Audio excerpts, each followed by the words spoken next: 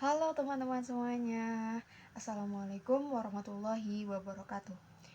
Perkenalkan, nama saya Eka Widya Nur Laila. Saya dari kelas S1 Teknik Telekomunikasi 11A, Fakultas Teknik Telekomunikasi dan Elektro.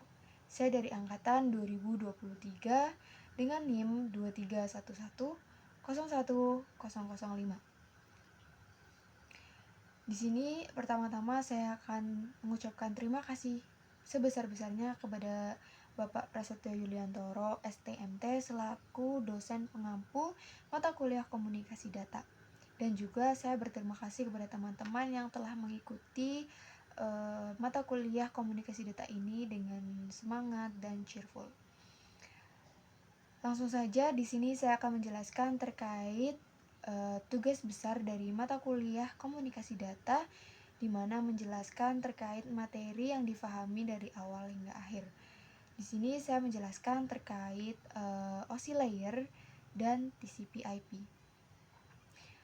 Dan saya juga menjelaskan terkait komunikasi data, pengertian komunikasi data, kemudian apa saja komponen-komponen pembentuk dalam komunikasi data, kemudian pola aliran data pada komunikasi data, dan menjelaskan juga pengertian OSI layer, TCP/IP layer, kemudian layer dari OSI dan TCP, kemudian ada fungsinya, protokolnya, kesamaan dan perbedaannya. Mungkin itu saja dari video ini. Kita lanjutkan ke video pembahasan dari materi yang akan saya jelaskan. Silakan disimak. Dadah. Bismillahirrahmanirrahim. Oke, langsung saja di sini saya akan menjelaskan terkait materi dari komunikasi data. Apa sih komunikasi data itu? Komunikasi data itu terdiri dari dua kata, yaitu ada komunikasi dan data. Komunikasi sendiri artinya itu berbicara atau saling bertukar informasi. Sedangkan data adalah informasi yang dipertukarkan melalui dua atau lebih dari perangkat. Jadi, komunikasi data adalah pertukaran data yang dilalui antara dua atau perangkat lebih dengan menggunakan media transmisi dengan jangkauan yang sempit ataupun jangkauan yang lebih luas. Langsung saja di sini apa saja sih komponen dari pembentuk komunikasi data? Komponen pembentuk dari komunikasi data yaitu ada pengirim, pesan atau informasi, kemudian ada media transmisi dan penerima, dan protokol. Pada pengirim kita dapat memisalkan seperti pengirim dengan nama Budi. Budi akan mengirimkan email ke Dery, seperti itu. Jadi, pengirim ini harus mempunyai data atau pesan yang akan diberikan atau yang akan dikirimkan kepada penerima si Dery. Yang kedua ada pesan atau informasi. Di sini dimaksudkan pesan atau informasi itu sebagai data, di mana pada isi data ini dapat terdiri dari audio, gambar, teks, ataupun video. Kemudian yang selanjutnya itu ada media transmisi. Pada media transmisi ini dapat seperti kita contohkan seperti udara. Karena apabila tidak ada udara, maka kita tidak dapat berbicara, atau mungkin teman yang mengajak ngobrol itu tidak dapat mendengar suara yang kita keluarkan gitu ya. Dan penerima itu Dery, yaitu membaca data yang dikirimkan oleh pengirim si Budi. Kemudian protokol. Protokol itu seperti aliran, atau kita dapat dimisalkan seperti kita menggunakan bahasa Indonesia ataupun bahasa Inggris dalam sehari-hari, seperti itu. Kemudian yang selanjutnya itu ada pola aliran data pada komunikasi data. Pola aliran data pada komunikasi data ini ada 3 macam, yaitu ada simplex, yaitu ada komunikasi satu arah, yaitu seperti contoh ada radio, televisi, dan lain sebagainya. Kemudian yang kedua itu ada half duplex, yaitu di mana kondisi penerima dan pengirim itu tidak dapat berkomunikasi secara langsung, atau hanya bisa berkomunikasi dalam satu waktu saja, tidak dapat berbarengan gitu ya, seperti contoh penggunaan walkie-talkie. Kemudian Yang ketiga itu ada full duplex. Full duplex ini terjadi komunikasi dua arah, seperti contoh pada telepon, seperti itu. Yang selanjutnya yaitu akan membahas terkait OSI layer dan TCP/IP. Pada OSI layer dan TCP/IP akan membahas terkait pengertian, layer, fungsi, protokol, cara kerja, persamaan, dan perbedaan. Langsung saja kita akan membahas terkait pengertian dari OSI layer dan TCP/IP. OSI layer sendiri adalah sebuah model teoritis yang dirancang oleh International Organization for Standardization atau ISO untuk menjelaskan bagaimana komunikasi data terjadi di dalam jaringan komputer. Model ini juga terdiri dari 7 lapisan yang berbeda, dengan masing-masing memiliki fungsi yang berbeda-beda, untuk dapat mengatur bagaimana data yang dipindahkan melalui jaringan. Sedangkan TCP/IP adalah sebuah suite protokol yang digunakan untuk mengatur bagaimana data dipindahkan melalui jaringan internet. TCP/IP ini juga terdiri dari beberapa protokol yang berbeda, seperti TCP yaitu Transmission Control Protocol, UDP atau User Datagram Protocol, dan DNS atau Domain Name System, dan lain sebagainya. Lanjut kita menjelaskan terkait layer. Pada OSI layer itu memiliki 7 lapisan OSI, yaitu terdiri dari layer paling atas atau layer ke-7, yaitu ada application layer. Kemudian yang keenam ada presentation layer, yang kelima ada session layer, yang keempat ada transport layer, yang ketiga ada network layer, dan yang kedua ada data link layer, dan yang terakhir yaitu ada physical layer. Kemudian pada TCP/IP itu hanya memiliki 4 lapisan saja, yaitu yang pertama ada application layer, di mana pada OSI layer itu ada 3 macam, yaitu application layer, presentation layer, dan session layer. Itu termasuk ke dalam TCP/IP dalam layer application layer. Kemudian yang kedua ada transport layer. Pada lapisan yang kedua pada TCP/IP dan OSI layer itu sama ya. Kemudian pada layer yang ketiga pada TCP/IP yaitu ada internet layer, dan yang terakhir ada link layer, yang pada OSI layer itu terdiri dari data link dan physical layer. Lanjut pada fungsi OSI layer. Pada fungsi OSI layer ini memiliki 7 jenis lapisan. Yang pertama yaitu application layer. Application layer itu berfungsi sebagai antarmuka dengan aplikasi yang mengatur bagaimana aplikasi dapat mengakses jaringan dan pesan-pesan kesalahan. Di sini dapat dimaksudkan sebagai TX atau pengirim itu membuat data, dan RX itu membaca data. Dan yang selanjutnya itu ada presentation layer, yaitu berfungsi untuk melakukan penerjemahan, kompresi, dan enskripsi data, serta mengatur format data yang akan ditransmisikan melalui jaringan. Ini dapat kita permisalkan yaitu seperti enskripsi data. Enskripsi data itu mengacak data yang akan dikirimkan oleh pengirim supaya data yang akan dikirimkan itu tidak dapat dibaca oleh pihak lain.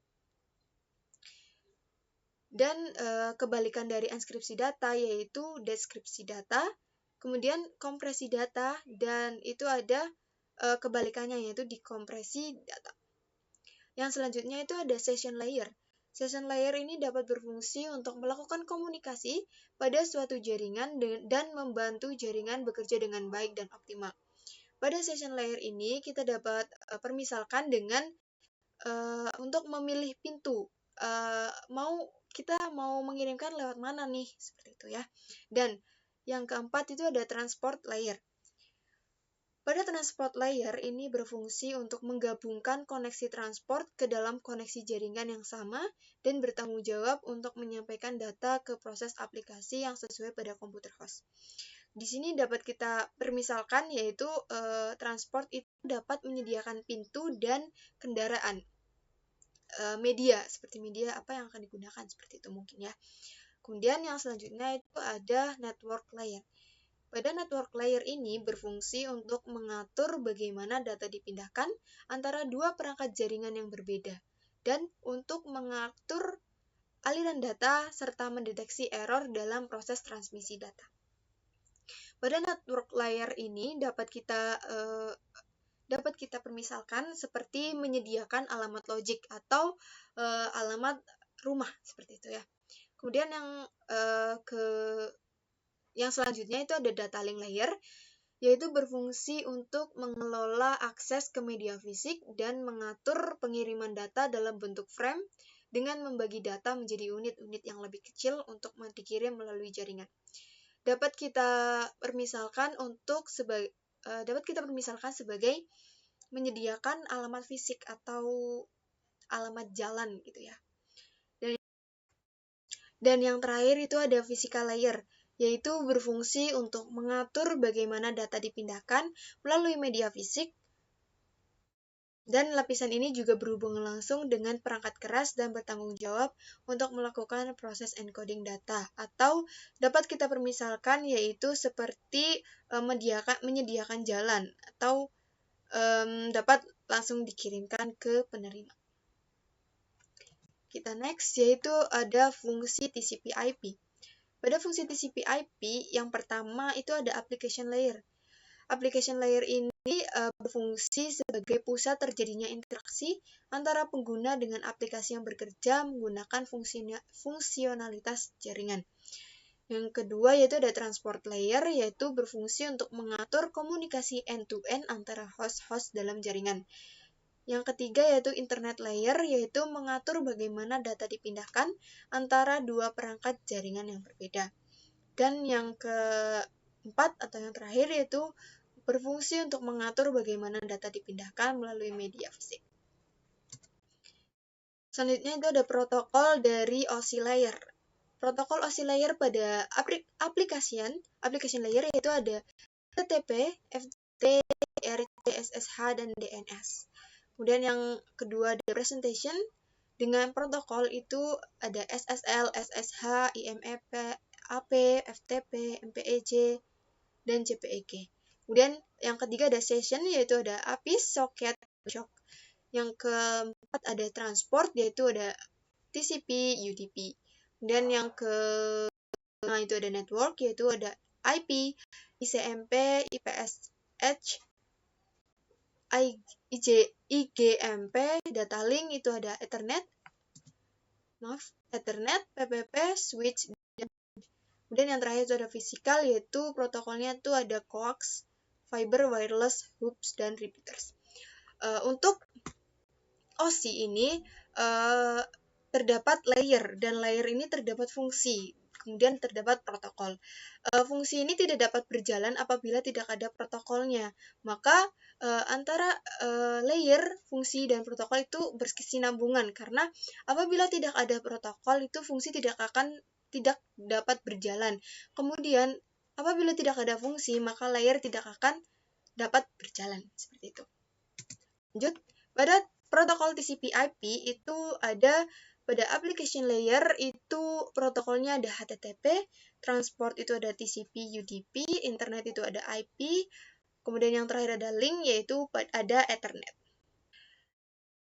Oke, yang selanjutnya yaitu ada cara kerja OSI layer. Sebenarnya cara kerja OSI layer ini sama seperti yang saya jelaskan pada penjelasan fungsi OSI layer, yaitu harus ada pengirim dan penerima data. Jadi langsung saja pada application layer yaitu pengirim itu dapat mengirimkan data pengguna ke dalam perangkat komputer dan penerima data. Kemudian yang selanjutnya yaitu pada layer presentation itu dapat mengkonversi email ke dalam format jaringan.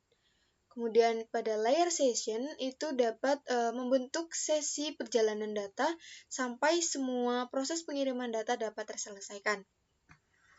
Kemudian yang keempat pada layer transport itu memungkinkan pengirim memecahkan data, kemudian data dapat dikumpulkan di dalam transport layer penerima di daerah sini, di bagian transport penerima. Kemudian yang kelima yaitu pada network layer.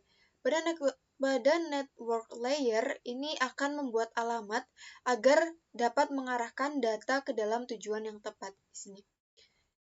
Kemudian yang keenam yaitu data link layer akan membentuk ke dalam bentuk frame dan alamat fisik.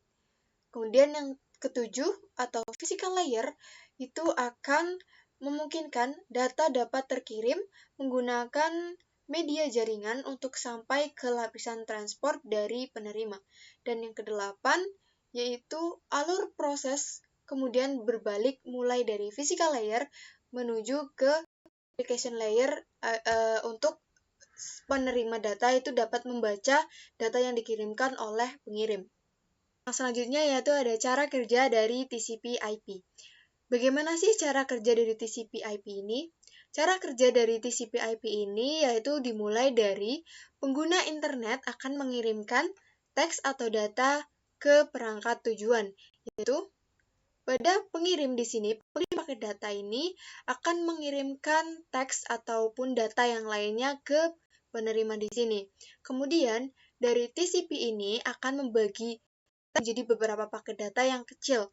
Kemudian akan menambahkan beberapa informasi supaya data yang akan dikirimkan itu tetap aman hingga sampai ke perangkat tujuan.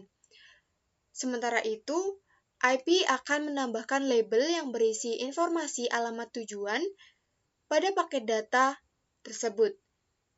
Kemudian, setiap paket kecil tersebut akan dikirimkan kepada tujuan yang sama, tetapi menggunakan jalur komunikasi yang berbeda. Pada proses ini, ada perangkat yang bernama router. Di sini nih, router. Router itu dapat menentukan jalur yang efisien untuk mengirimkan paket data dan mengatur lalu lintas internet. Di sini nih. Selain itu, router juga bermanfaat untuk membagi beban data sehingga tidak overload. Setelah TCP/IP tiba pada perangkat tujuan, komputer lalu membuka label alamat IP yang terpasang. Informasi dari protokol TCP juga dibuka untuk memastikan bahwa paket tetap aman dan tidak terjadi kerusakan pada proses tersebut. Apabila paketnya mengalami kerusakan, komputer penerima akan memberitahukan komputer pengirim untuk kembali mengirimkan ulang pesan atau data. Setelah diperiksa, paket yang dibuka kemudian disusun kembali seperti susunan teks aslinya dan siap dibaca oleh penerimanya. Kemudian, perangkat yang bernama gateway kemudian akan menerjemahkan protokol asli dari jaringan komputer menjadi TCP/IP dan sebaliknya. Baik, yang selanjutnya yaitu ada persamaan. Persamaan dari OSI layer dan TCP/IP yaitu ada yang pertama, OSI layer dan TCP/IP layer itu sama-sama memiliki layer atau lapisan. Kemudian yang kedua, OSI layer dan TCP/IP layer itu sama-sama memiliki application layer meskipun memiliki layanan yang berbeda. Kemudian yang ketiga yaitu ada OSI layer dan TCP/IP layer itu sama-sama memiliki transport dan network layer yang sama. Kemudian yang keempat yaitu ada asumsi dasar dari OSI layer dan TCP/IP layer adalah menggunakan teknologi packet switching. Kemudian yang kelima yaitu ada OSI layer dan TCP/IP layer yaitu sama-sama mempunyai transport dan network layer yang bisa diperbandingkan. Kemudian yang terakhir yaitu OSI layer dan TCP/IP layer itu sama-sama menggunakan teknologi packet switching, bukan circuit switching atau teknologi circuit switching digunakan pada telepon. Baik, yang selanjutnya yaitu ada perbedaan. Perbedaan dari OSI layer dan TCP layer. Astagfirullahaladzim. Baik, yang selanjutnya yaitu ada perbedaan dari OSI layer dan TCP/IP sebagai berikut. Yang pertama, OSI layer yaitu memiliki 7 buah layer, sedangkan TCP/IP hanya memiliki 4 layer saja. Yang kedua, Layer teratas pada OSI layer yaitu application, presentation, dan session yang direpresentasikan di dalam satu lapisan layer TCP/IP, yaitu pada layer application. Kemudian yang ketiga, layer network pada OSI layer direpresentasikan sebagai layar internet pada TCP/IP layer, namun fungsi keduanya masih tetap sama. Kemudian yang keempat yaitu ada layer network access pada TCP/IP, yaitu menggabungkan fungsi dari layer data link dan fisikal pada OSI layer.